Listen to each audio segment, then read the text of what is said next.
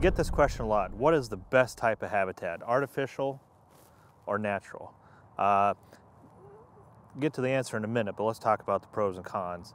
Pros of artificial, or pros of natural, like we have right behind me, it's usually highly available, it's usually on site, oftentimes free for the landowner if you got it on your property. One of the things we use a lot of are cedar trees. We put out thousands of cedar trees a year. That's a nice thing that you're trying to remove cedar trees in a lot of parts of wildlife habitat for management. We love those things in a lake. You put them in now, so that's the pros. They're usually easy to find, easy to get. You might need some bigger equipment to get some of these bigger pieces in a lake, but generally pretty easy.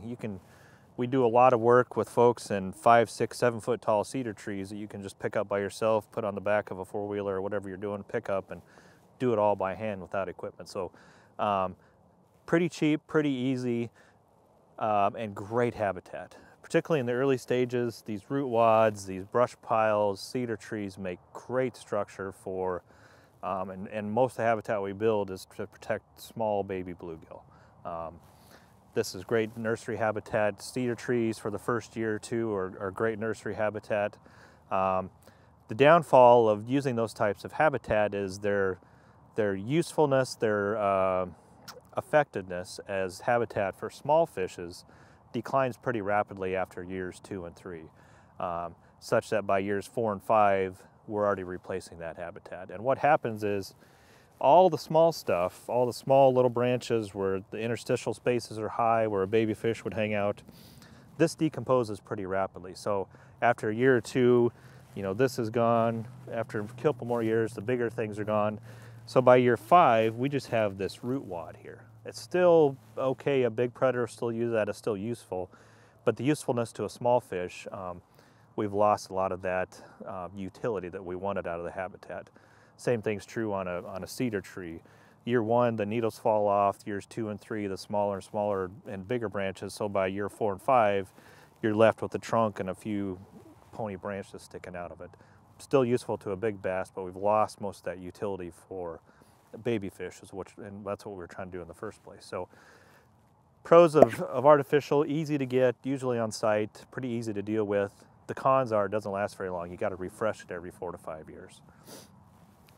Now, artificial habitat, on the other hand, it's kind of the opposite. A little more expensive up front. You got to pay. There's several different companies. They make good habitat. There's several good companies out there.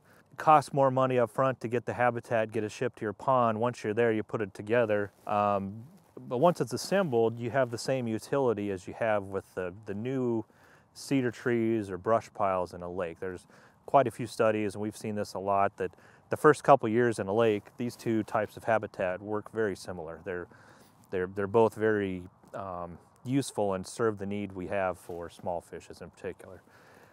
The nice thing about this stuff is year 5, year 10, and who knows how long, this stays the same. This is recycled plastic.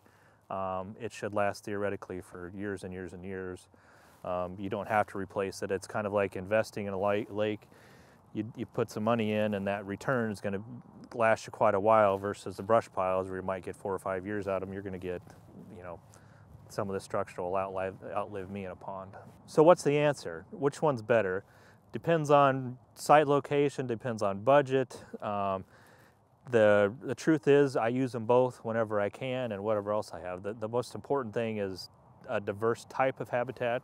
Diversity is good, so we use them both all the time, but both of them work by themselves. Just kind of depends on your application and the budget and your timeline.